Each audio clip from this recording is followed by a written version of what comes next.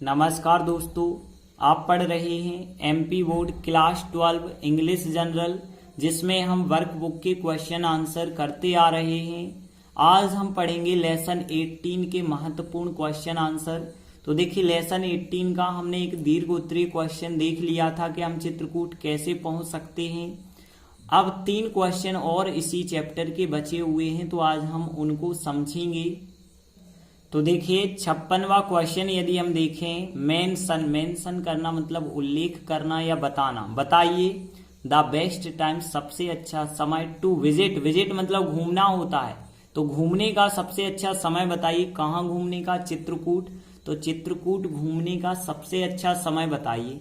तो देखिए, अब यहाँ आपको लेसन के हिसाब से बताना है, आपको अपने हिसाब से नहीं बताना। तो इस लेसन में बताया गया कि अक्टूबर से मार्च तक का जो समय होता है, सबसे बढ़िया समय होता है चित्रकूट घूमने का। तो देखिए, आंसर भी बिल्कुल यही बताया गया, चित्रकूट घूमने का सबसे अच्छा समय अक्टूबर से मार्च तक होता है। तो देखिए, अब हम इस लाइन का ट्रांसलेट कैसे करते हैं। चित्रकूट घूमने का सबसे अच्छा समय, सबसे पहले इतने वर्ड को यदि हम देखें तो क्वेश्चन में मिल जाएगा कि the best time to visit Chitrakoot, इतना क्वेश्चन में मिल गया है। और इसके बाद फिर हम लगाएंगे सहायक क्रिया इज मतलब होता है कह सकते हैं। तो देखिए, यहाँ पे हो गया the best time to visit Chitrakoot, Chitrakoot घूमने का सबसे अच्छा समय इज मतलब होता है।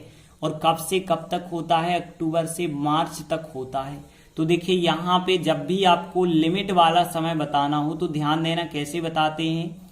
फ्रॉम लगा के यहाँ पे 1 टाइम कोई एक समय लिखते हैं और 2 लगा के दूसरा समय लिखते हैं। तो इसका मतलब होता है, जैसे हम लिख दें फ्रॉम अक्टूबर टू मार्च मतलब अक्टूबर से मार्च तक। जैसे हम लिख दें फ्रॉम संडे टू मंडे मतलब संडे से लगा के मंडे तक। तो यहाँ पे फ्रॉम लगा के जैसे 2 बजे लिख दें और 4 बजे लिख दें, इसका मतलब 2 बजे से 4 बजे तक।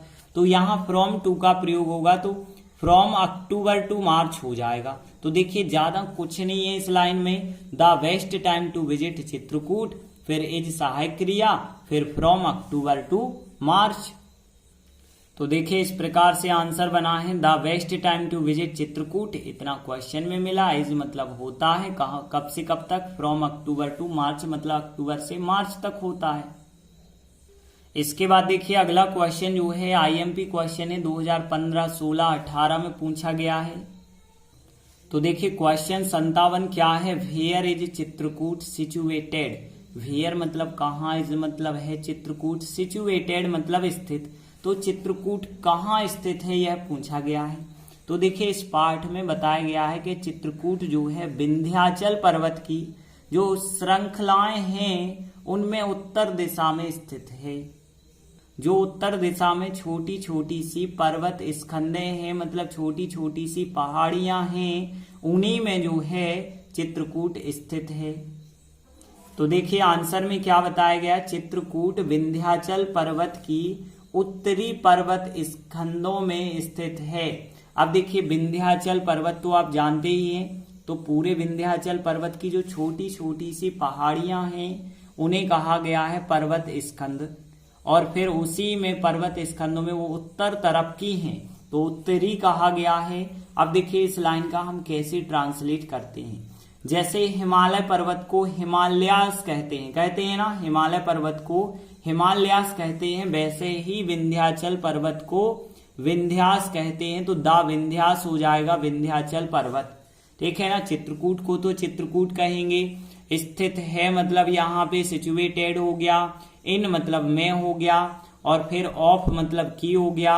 अब देखिए, उत्तरी के लिए क्या कहते हैं, ध्यान देना। यदि आपको उत्तर के लिए पता हो तो उत्तर के लिए NORTH नॉर्थ कहते हैं उत्तर को, लेकिन ध्यान रखना ERN और जोड़ दिया जाए तो नॉर्थर्न मतलब होता है उत्तरी। वैसे ईस्ट मतलब पूर्व दिशा होती है, ईस्टर्न मतलब पूर्वी होता है, मतलब ERN जोड़ने से क्या हो जाता है? उत्तरी हो जाएगा। तो नॉर्थर्न मतलब उत्तरी। अब देखिए, पर्वत स्कंद की बात करें मतलब छोटी छोटी सी जो पहाड़ियां होती हैं वो कहलाती हैं स्पर्श कहेंगे हम, ठीक है ना। तो स्पर्श का मतलब छोटी छोटी सी पहाड़ियां या पर्वत स्कंद भी हम कह सकते हैं। तो देखिए यहाँ पे चित्रकूट हो जाएगा सब्जेक्ट, सहायक क्रिया इज क्वेश्चन में लगी है, इज ही लगाएंगे। तो चित्रकूट इज सिचुएटेड मतलब स्थित है, जे भी क्वेश्चन में लिखा है। इन मतलब में स्थित है, इन। और फिर इसके बाद देखिए उत्तरी पर्वत स्कंदों में, उत्तरी को क्या लिखेंगे, नॉर्थर्न मतलब उत्तरी।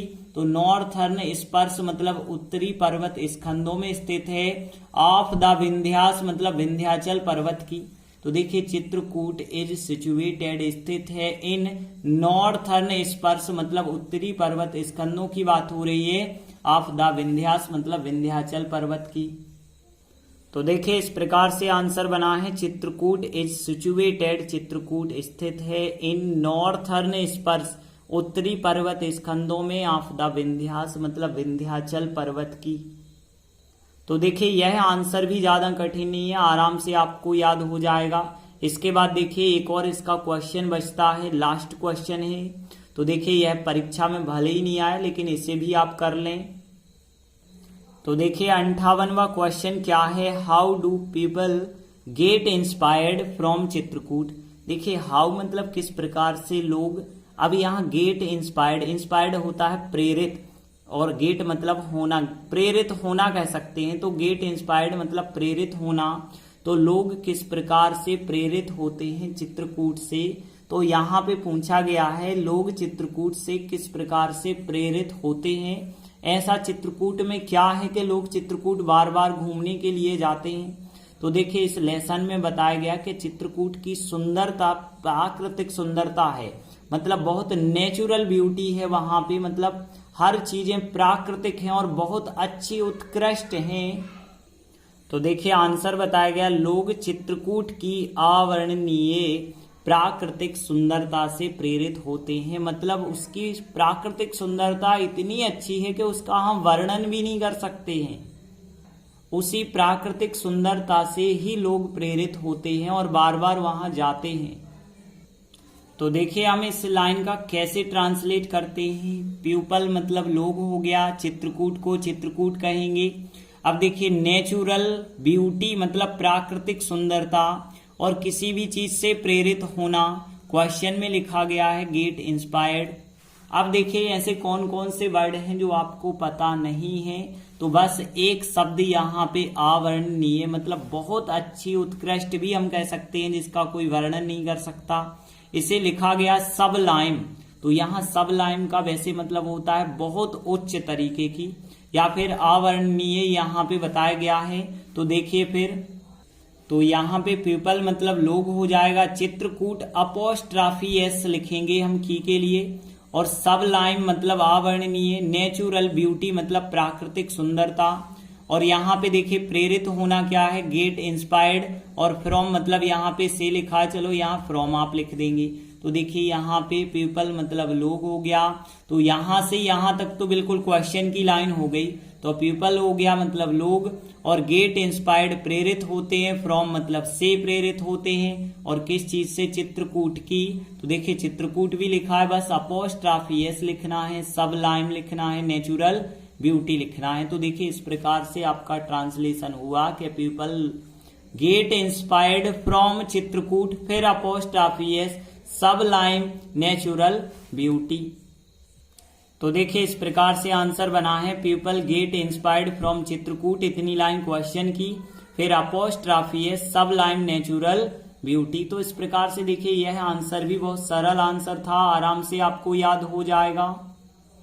इसी के साथ हमारी वर्कबुक यहीं समाप्त होती है। तो इतने ही क्वेश्चन आप कंप्लीट कर लें। धन्यवाद।